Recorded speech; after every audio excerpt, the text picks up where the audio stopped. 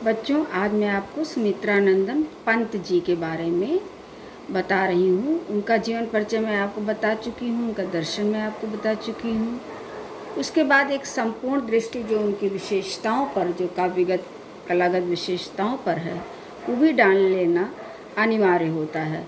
तो मैं पूर्व से लेते हुए आपको चलती हूँ कि सुमित्रानंदन पंत का जन्म अल्मोड़ा से 32 किलोमीटर दूर कौसामी नामक ग्राम में पंडित गंगादत्त पंत और श्रीमती सरस्वती देवी पंत के घर में हुआ था।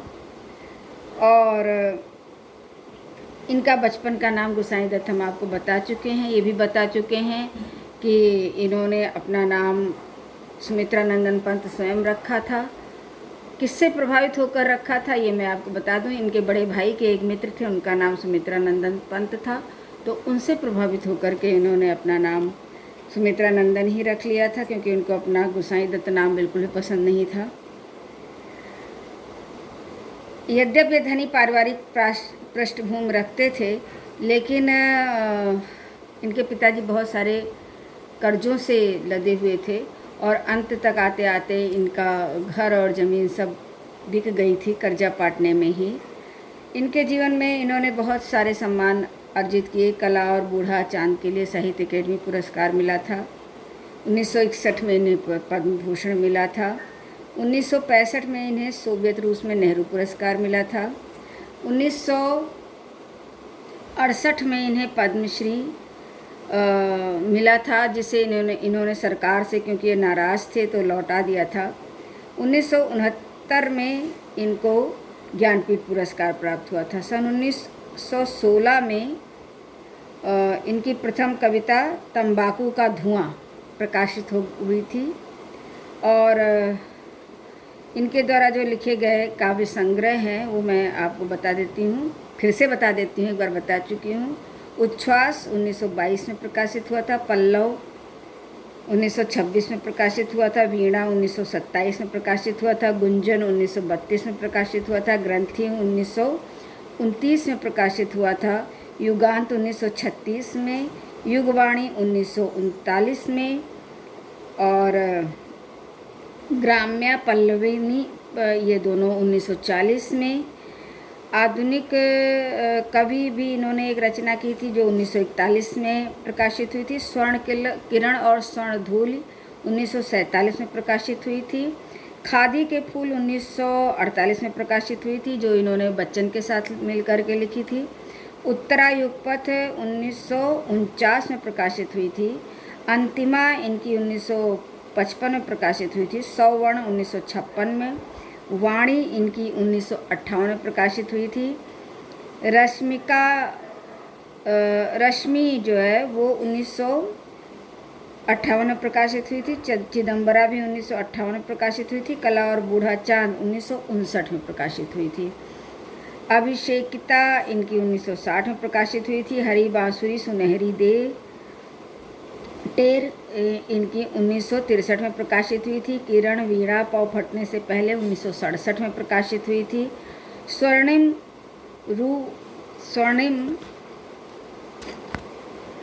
रथ चक्र इनकी 1988 में प्रकाशित हुई थी। एक तारापथ नामक इनकी कृति है जो 1968 में प्रकाशित हुई थी। माफ़ कीजिएगा, स्वर्णिम रथ चक्र इनकी 1968 में प्रकाशित हुई थी।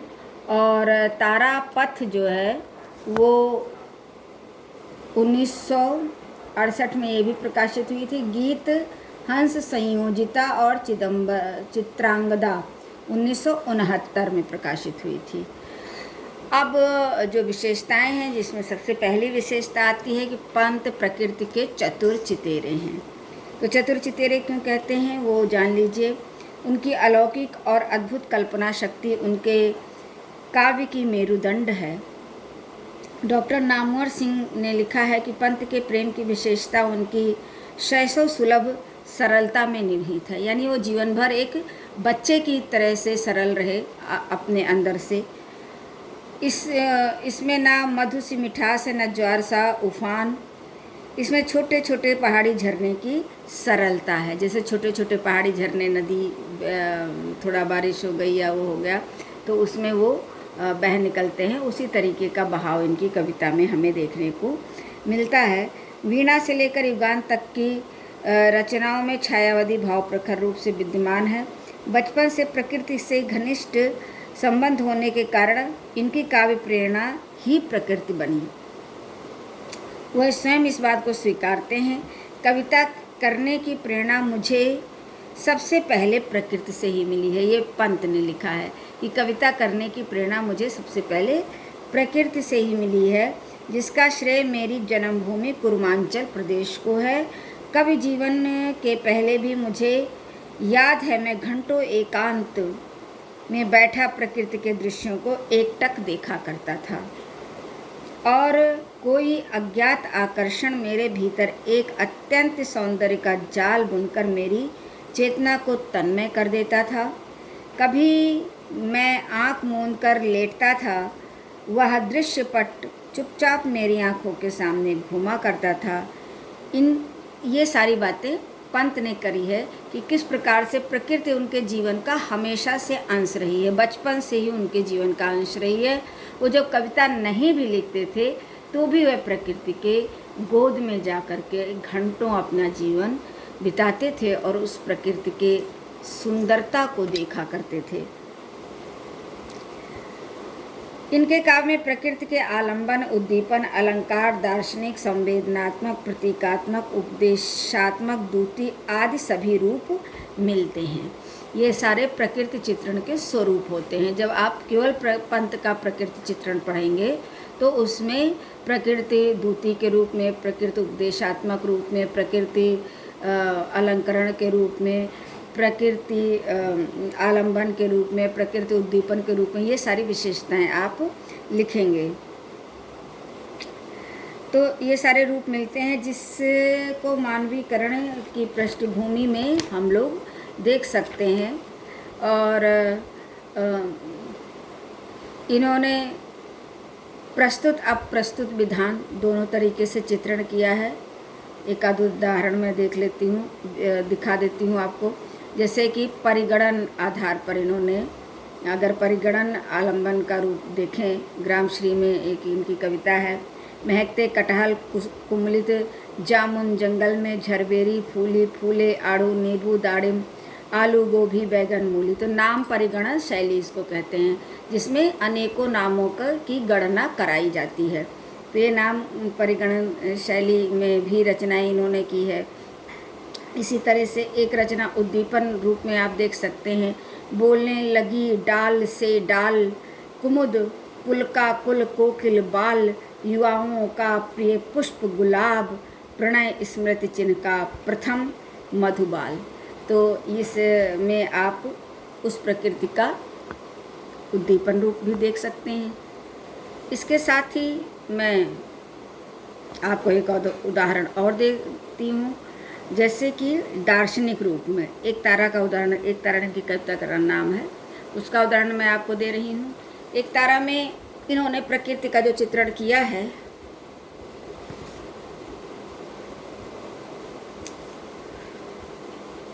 एक कविता उसमें से पढ़ती हूँ। जगमग जगमग नभ का आंगन, लद गया कुंद कलियों से घन, यह आत्म और वह जग दर्शन। तो ये कविता उनकी है। मानवीकरण का भी तो बहुत सारे उदाहरण आपके भी में लगे हैं, और जैसे जैसे रचनाएं पढ़ाएंगे उसमें कौन कौन से उदाहरण किस स्वरूप में लगे हुए हैं वो मैं आपको बताती चलूँगी।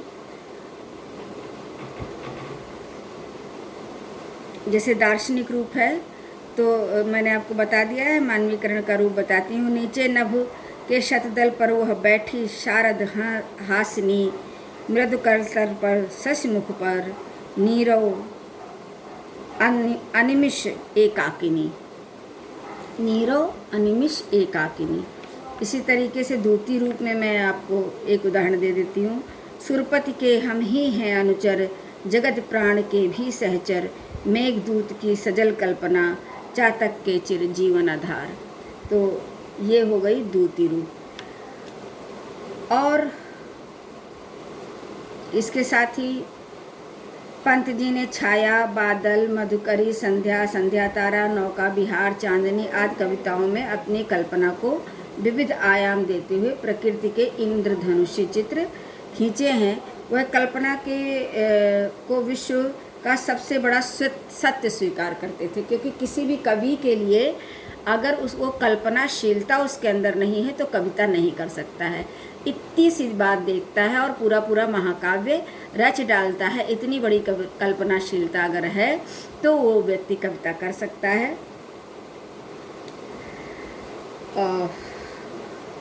उन्होंने खुद ही लिखा है कि मैं कल्पना के सत्य को सबसे बड़ा सत्य मानता हूँ और उसे ईश्वरीय प्रतिमा का अंग भी मानता हूँ। मेरी कल्पना को जिन जिन विचारधाराओं से प्रेरणा मिलती है उन सब का समीकरण करने की मैं चेष्टा करता हूँ, ये उन्होंने कहा था। और इसीलिए जिन जिन विचारधाराओं का यहाँ पे समझ लेना इसलिए शब्द ज़रूरी है कि जब छायावादी थे तो छायावाद की विचारधाराएं उनकी कविता में दिखती थी, यानी उस समय की जो भी काव्य विचारधारा चल रही थी वो उनकी कविता में दिखती थी। धीरे धीरे समाज बदला, साम्यवाद स्थापित होने की कगार की ओर बढ़ा, या लोग साम्यवाद को पढ़ने, समझने, बोलने और अपने चिंतन में लाने लगे तो ये प्रगतिवाद के प्रवर्तक हुए। और जब ये अरविंद जी से प्रभावित हुए, अरविंद दर्शन को इन्होंने पढ़ा तो ये अरविंद के प्रवर्तक हुए, या अरविंद की मान्यताएं इनकी कविता में दिखने लगी। तो वो जो विचारधाराओं से जिन जिन विचारधाराओं से प्रेरणा मिलती है उन सब का समीकरण करने की मैंने चेष्टा की है, ऐसा पंत जी ने स्वयं लिखा है। अपनी कल्पना शक्ति के लिए भी ये प्रकृति के ही आभारी हैं। प्रकृति के सहचर्य ने जहाँ एक ओर मुझे सौंदर्य, स्वप्न और कल्पना जीवी बनाया, वहीं दूसरी ओर जन भीरू बना दिया, क्योंकि सृजन समूह कल्पना में बाधक होता है। बहुत ज़्यादा लोगों के बीच में कल्पनाएं नहीं हो सकती हैं। हमको जब कभी कल्पना करनी होती है, कभी कुछ बहुत ज़्यादा विचार करना होता है तो हम एकांत ढूंढते हैं। वह एकांत में बैठ करके और आराम से सोच करके कुछ भी लिखेंगे, पढ़ेंगे, याद करेंगे। इस सब के लिए आप लोग भी एकांत ढूंढते ही होंगे। तो क्योंकि सृजन समूह कल्पना में बाधक होता है और वह मानते हैं कि मेरी कल्पना शक्ति ने साथ दिया है, वहाँ मैं भावी भावना के सत्य को सफलतापूर्वक वाणी दे सका हूँ। कल्पना में कसकती है वेदना, अश्र में रोता कसकता गान है, ये इन्होंने लिखा है। उनकी कोमल कल्पना प्रेम और सौंदर्य चित्रण में, प्रकृति में, भाव निरूपण में, वस्तु वर्णन, भाषा, शब्द योजना, छंद विधान, सभी में उनकी कल्पना शक्ति हमें देखने को मिलती है। डॉक्टर हरिवंश राय बच्चन इनके बड़े अच्छे मित्र थे। उन्होंने लिखा है कि पंत जी कल्पना के गायक हैं, अनुभूति के नहीं। यानी कल्पना करते हैं और कल्पना में ही वो इतना प्रेम उनको किसी से हुआ नहीं था, लेकिन प्रेम की कविताएं भी वो कल्पना करके लिख लेते थे। तो कल्पना के गायक हैं, अनुभूति के नहीं। पंत जी का काव्य विकासात्मक काव्य है। डॉक्टर विशंभर मानव ने लिखा है कि प्रकृति की इस मुक्ति में पंत का सबसे बड़ा हाथ है, पर जहाँ तक रहस्यवाद का संबंध है वहाँ पंत का काव्य रहस्य भावना के विकास नहीं, ह्रास की कहानी है। प्रारंभ में उनकी सुकुमार वृत्ति जिस सौंदर्य प्रेम के कारण अनंत चिंतन करने में लीन रही, बाद में वही अन्य विषयों की ओर मुड़ी। हमने आपको बताया था ना कि कभी कभी ये आलोचना के भी शिकार हुए, तो वो आलोचना यही है कि प्रारंभ में ये कल्पना शक्ति से प्रकृति का और अहंग का, प्रेम का चित्रण कर रहे थे, फिर बाद में वो धीरे धीरे दूसरी ओर भी उन्मुख हुए। युगांत के उपरांत उनकी दृष्टि प्रकृतिवादी हुई और उन्होंने भावना के पुराने पत्तों को गिराकर नूतन किशलय की पुकार की। झरो झरो झरो जग मग जग, अंगन में जीवन संघर्षण में, नवयुग परिवर्तन में, मन के पीले पत्तों झरो झरो झरो। तो कोई भी चीज़ को हम बहुत दिन तक अगर रखते रहते हैं, जैसे पेड़ पर एक पत्ता बहुत दिनों तक रह जाए तो पीला हो जाता है, बेकार हो जाता है, सूख जाता है। ऐसे ही अगर हम एक ही विचारधारा को लेकर के कितना लिखेंगे, तो इसलिए जो पुरानी विचारधाराएं हैं या जो नवीनता है उसका आग्रह इन्होंने हमेशा रखा है। समाज और जीवन के बदलते स्वरूपों में इनके काव्य को प्रभावित किया है। छायावाद, रहस्यवाद, प्रकृतिवाद, अंतश्चेतनावाद, मानवतावाद आदि अनेक फूलों को समेटती हुई इनकी काव्य बेली पुष्पित हुई है। इसलिए छोड़ द्रुमों की मध छाया, तोड़ प्रकृति से भी माया, बाले तेरे बाल जाल में, कैसे उलझा दूँ मैं लोचन कहने वाला कवि एक दिन मानव को सर्वोत्तम रचना मानता है। सुंदर हैं बिहग सुमन सुंदर, मानो तुम सबसे सुंदरतम।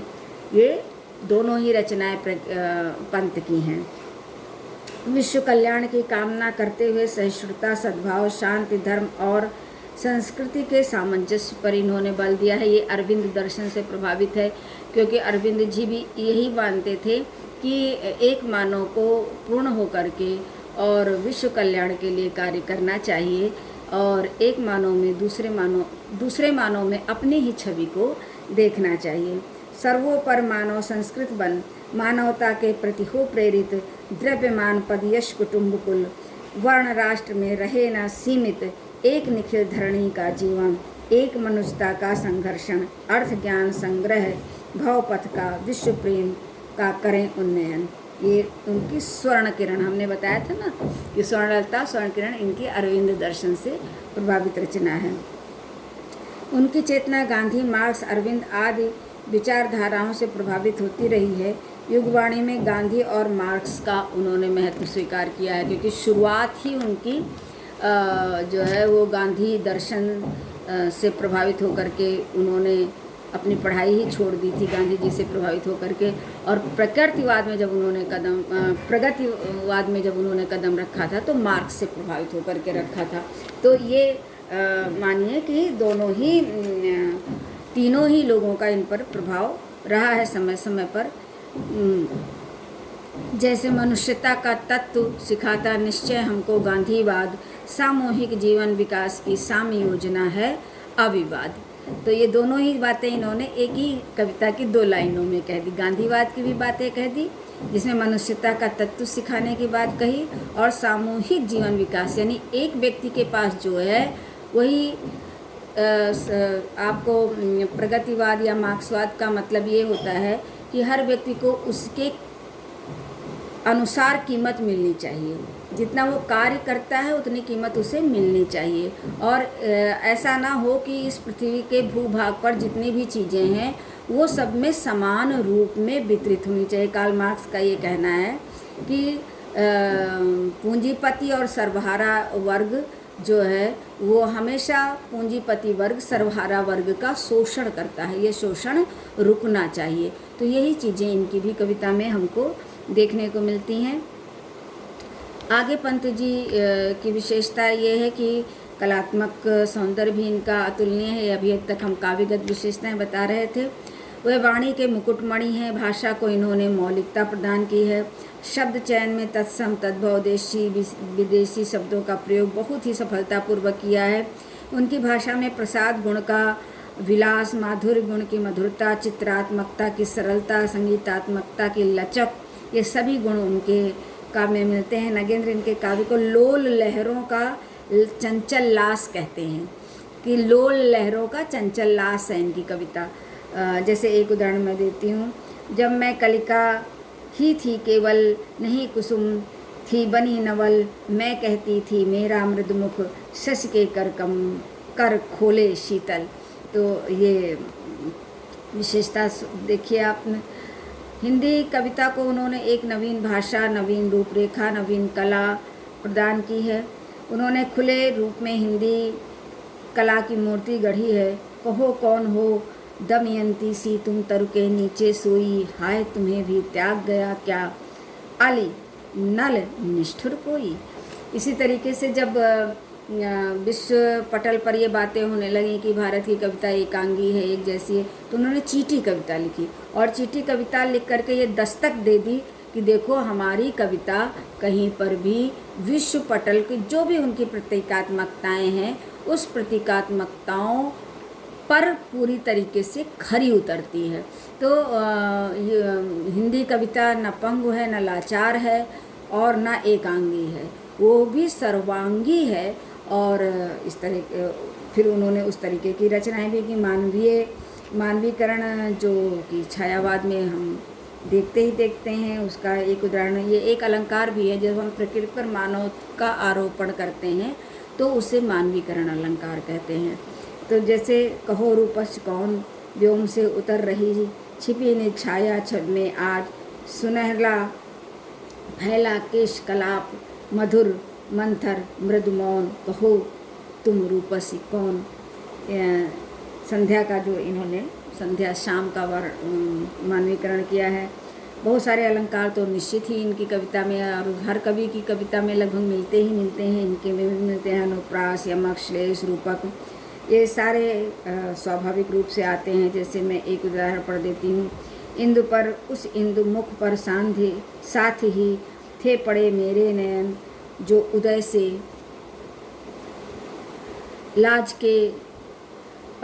लाज के रक्तिम हुए थे, पूर्व को पूर्व था पर वह अद्वितीय पूर्व था। तो ये इस तरीके की रचनाएं या इस तरीके की काव्य सौंदर्य इनके कविता में मिलते हैं।